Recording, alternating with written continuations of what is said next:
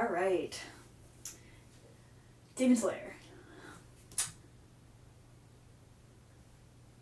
Hey guys, it's Jiha, and today I'm going to talk about Demon Slayer. This show, okay? Like, I've had people telling me I should watch this show, and I've been seeing, like, decent stuff about it on AniTube. Since I hadn't watched it before, I wasn't clicking on it being like, oh, let me, like, hear this AniTuber's analysis of it, because obviously I didn't want spoilers. But, you know, I've been seeing, like, great titles, you know, calling it a masterpiece, really good, you know, things like that. So I was like, okay, this show seems to have some promise, according to the AniTube community. But, as you can tell from the title, I have a minor disagreement with the AniTube community, apparently. Now, I will say, I don't think this show is trash. Like, I don't think this is terrible, the worst thing it's ever been. Like, no, there are way worse things out there than Demon Slayer. However, I would not say it's a masterpiece or, like, so good, you know? I think it's pretty overrated. One thing I will say that is outstanding about it, though, is the art. Like, the animation seems really smooth. I don't know much about animation, but it looks really nice. That's all I can say about that. However, let's talk about the writing. Like, I don't really have any problems with the world building, the setting, blah, blah, blah. My main issue comes from the characters, and that is the number one thing that will make me drop an anime. However, I did watch 2 episodes of Demon Slayer because everyone was saying it's so freaking good. So I gave it double the chance I usually give a show before dropping it. I mean, firstly, let's talk about Tanjiro, because honestly, like, the main character is obviously the main character, so they are the character that is the most important to getting me interested in the show. So, the issue with Tanjiro is that he doesn't have any issues. Now, I'm not saying he should be, like, super angsty or, like, be, like, a brooding Sasuke. Like, that's not what I'm saying. What I'm saying is that he doesn't have any character flaws that are apparent within the first 2 episodes, at least. Like, again, I did only watch the first 2 episodes, but maybe it gets better.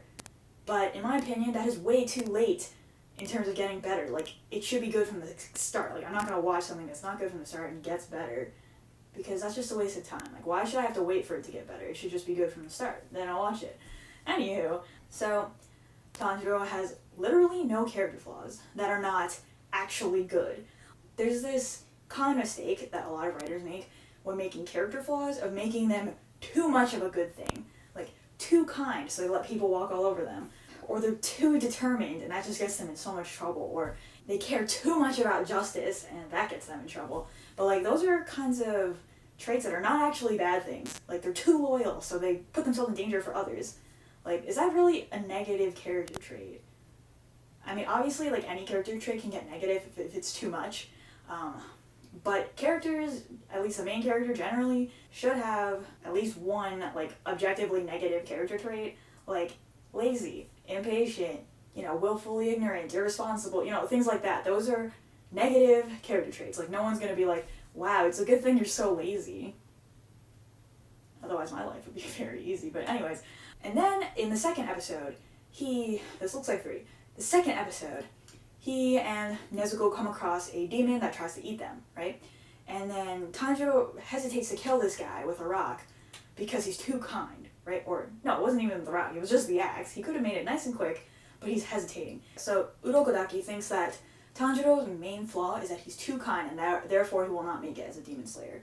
So far, it's his most dangerous personal failing.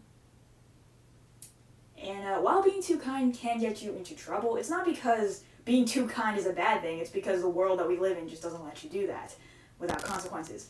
So it's not really Tanjiro, like, it's not his flaw. And then, like, also, is he just, like, actually insane? Because if I love my sister so much, which I do, I have a sister, I have a little sister too, and if some person, even if it was a person, like a human being, tried to eat her, I would not hesitate to crush this human if I had the chance. You see what I'm saying? Like, the fact that he hesitates is, like, I mean, I know it's supposed to be, he's too kind, but it kind of just makes him look crazy. Now, because he's just learned from Tomioka in the previous episode that all demons were once humans, maybe they could have painted the scene like, oh, he knows that this demon used to be a human, and therefore he concludes that probably if this demon used to be a human, at one point they didn't want to eat people, but now it's been so long they've just lost all their morals and now they're willing to eat people, and that's why he feels bad for this demon. right? Like, that would have been more logical, and, like, that would also have connected to his personal experience having his sister turn into a demon. So it would have gotten rid of the issue that he looks crazy not wanting to kill this guy.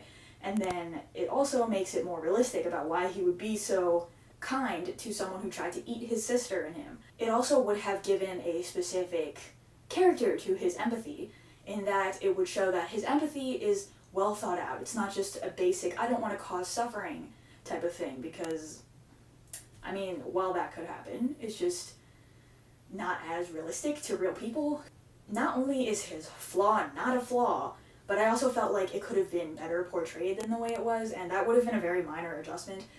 They could have shown his internal monologue, like, this demon probably was a human, has an inevitably tragic backstory. Does he really deserve to die such a violent death? But no, instead it's just a simple, it's a bit too simplistic, where they could have easily made his character more complex, or at least shown his thought process so that we don't think he's freaking crazy for not trying to kill a dude who's trying to eat him and his sister. How many times do I have to say that? Okay, and then the other character that bothered me was Tomioka. So, I think what they were trying to do with him was have, like, a fallen idealist type of character who wants to believe in, like, noble ideals and, you know, the incorruptibility of humanity, blah blah blah, but because of his life experiences, he no longer believes in that ideology, right? But the way it was directed and everything just made it seem like he has crippling mood swings. Like, first, he's all cool and collected and, you know, matter-of-fact about the harsh realities of the world, and then all of a sudden, he's screaming at this Tanjiro kid to, like, get up, you know, how are you supposed to get your sister back if you don't fight, blah blah blah blah, and he's, like, super yelly and, like, angry and hot-headed, and that's how he comes across. So first he's all Sasuke, then he turns into Naruto, and I'm like, bro. But then they make it seem like that hot-headed thing was all just an act, because after he knocks out Tanjiro, inside Tomioka's head, he's all, like, calm and collected and cool again. And then it's like, he had an inconsistent personality. So those are the major things that turned me off from the show. Like, I just felt like it wasn't, like, that good. It just didn't strike me as, like, amazing. And I was kind of expecting something amazing after the amazing feedback that the show has received, like, from the general population. It just wasn't amazing. Like, again, wasn't terrible. Like, I don't think this is horrifically bad, but it wasn't great. And then the final thing that bothered me about it, I could easily see this changing as the show goes on, so I wouldn't say it was, like, a huge factor in why I decided not to continue with the show, but the wax gender politics. The way that they portray Nezuko. So, she is your ideal woman, right? Or at least according to the standards of what it seems like it would be in this sort of, like, old-timey Asian setting. The ideal wife, the ideal mother, unselfish, joyfully, you know, going about her duties and sacrificing herself for, you know, the family, right? This is the ideal woman. So, while Nezuko does seem to have some physical capabilities due to becoming a demon that Tanjiro does not have, like, she was able to rescue him several times in the combat, at the end of the day, she's still gagged and being literally carried around by the male character. She also seems to have lost mental facilities upon turning into a demon, and she's lost the ability to speak, which is classic disempowerment of females in fiction. Because if you think about it, right, in a audiovisual media, right, like anime, movies, whatever, dialogue is, like, central, right, to communication, getting the story moving, blah blah blah. I mean, of course, there are several, like, exceptions to that rule, but generally speaking, dialogue is super important. So if the one female character in the first 2 episodes, like, can't talk, what does that say about the general treatment of females in the show going forward? Again, I could see the appearance of later female characters sort of, like, mitigating this problem, but it doesn't exactly bode well either. Like, it wouldn't have killed anyone to make Tomioka or Urokodaki a female character. That way it wouldn't have looked so suspicious that the one prominent female character loses the ability to speak. She also doesn't, she just kind of follows whatever Tanjiro wants to do. Like, she doesn't try to make any of her own decisions or assert her will or even, like, try to communicate her will. She just kind of does, other than avoiding sunlight, obviously, because she'll bake if she doesn't. The thing that especially got me thinking about gender politics in the show was the kimono scene, which was quite pointedly gendered. So Tanjiro specifically says that Nezuko has waited all her life and that's all she's been able to do her entire life. But why is that the case? Not because she lacks the ability to do anything proactive, but because she's a woman living in a man's world, right? Or at least in this setting, like old-timey Asia, that is what women did, right? Domestic roles.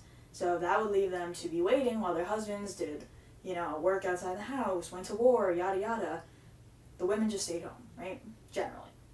She could have helped Tanjiro with like chores and things like that, but they show in the first scene what the division of labor is, and it's very gendered, right?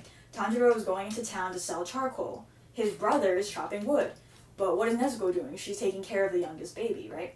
Like, all of these are important jobs, obviously, but you can see that the division of labor is clearly gendered, right?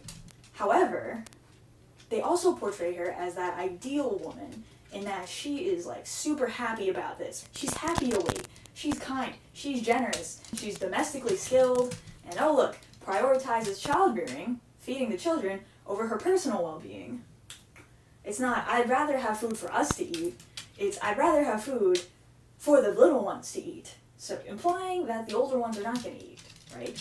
This isn't, like, inherently problematic because it is a reflection of historical gender dichotomies, right? However, the fact that this is a sort of modern story that leaves it unaddressed, and especially it does not address Nezuko's perfect adherence to the ideal woman archetype, is a little bit fishy. I mean, again, it is only the second episode, and I don't expect a shonen anime to dive into gender issues at all, much less that early. So I'm not saying that this definitely put me off the show, but it didn't exactly give Demon Slayer any points in my book either.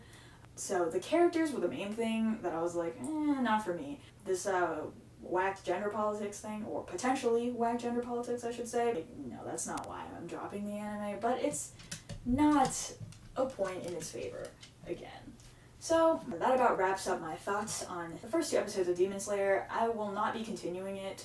I'm curious though, like, did anyone else take issue with Demon Slayer at all? Because I haven't really seen any popular AniTubers saying, like, ugh, I don't like this show. So, I'm curious about that, so if you guys have thoughts, let me know. Thank you guys for watching. I hope you were entertained by my thoughts. And subscribe if you'd like to see more videos like this from me, and I will see you guys in another video. Bye! Stop walking around, your toenails are gonna be in the video.